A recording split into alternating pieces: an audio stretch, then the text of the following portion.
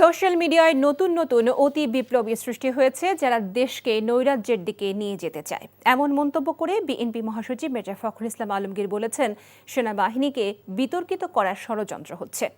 তিনি বলেন, যারা ১০০ গাড়ি নিয়ে নির্বাচনী প্রচারণায় যায় তারা কি করবে তা বোঝা যায়। পাকিস্তানকে সহযোগিতা করেছে, তারা এখন গলা ফুলিয়ে কথা বলে।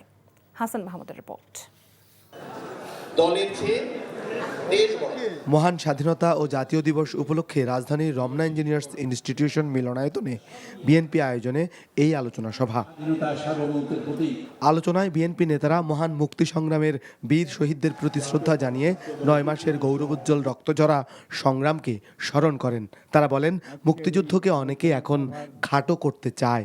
মুক্তিযুদ্ধের যে আন্দোলন, মুক্তিযুদ্ধের যে যুদ্ধ, লক্ষ লক্ষ মানুষের যে আত্মত্যাগ, যারা সেদিন সহযোগিতা করেছে, যারা সেদিন সে হত্যাযজ্ঞে সহযোগিতা করেছে, তারা এখন গলা ফুলিয়ে কথা বলে।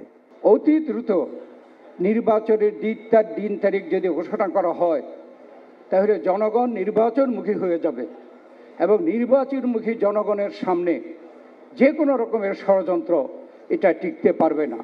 বক্তারা বলেন, জনগণের ভোটের অধিকারকে বাধাগ্রস্ত করার একটি ষড়যন্ত্র লক্ষ্য করা যাচ্ছে। সংস্কারের উছিলায় নির্বাচন বিলম্ব করার অপচেষ্টা হচ্ছে সেনাবাহিনীকে বিতর্কিত করার চেষ্টাও। সোশ্যাল মিডিয়াতে কিছু নতুন নতুন আমি বলি কুতুব আবির্ভূত হয়েছে। তারা বাংলাদেশকে কোথায় নিয়ে যেতে চায় আমি জানি না। তাদের ভাষা, তাদের বাক্য, তাদের কথা, তাদের বক্তব্য সম্পূর্ণ বাংলাদেশকে একটা রাজ্যের দিকে নিয়ে যেতে চায়।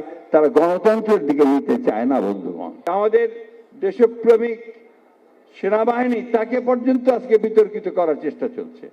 আওয়ামী লীগ সবসময় গণতন্ত্রকে ধ্বংস করেছে। সুতরাং আওয়ামী লীগকে আর কোন গণতান্ত্রিক সুবিধা দেওয়ার কথা আমরা চিন্তা করতে পারি না।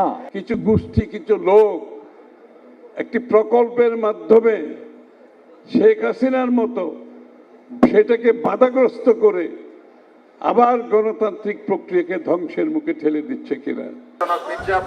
এদিকে নয়াপল্টনে বাংলাদেশ ক্রিকেট দলের সাবেক অধিনায়ক তামিম ইকবালের রোগ মুক্তি কামনা করে দোয়ার আয়োজন করে ঢাকা মহানগর উত্তর ও দক্ষিণ বিএনপি। সংক্ষিপ্ত আলোচনায় মির্জা আব্বাস আওয়ামী লীগের সমালোচনা করেন। একটা কথাই আছে, শেখ স্বাধীন কবিতার একটা কথা আছে, বে আদব বে নসিব বা আদব বা নসিব। পরে তামিম ইকবালের সুস্বাস্থ্য কামনা করে দোয়া করা হয়। Hasan Mahmud, NTV news, Dhaka.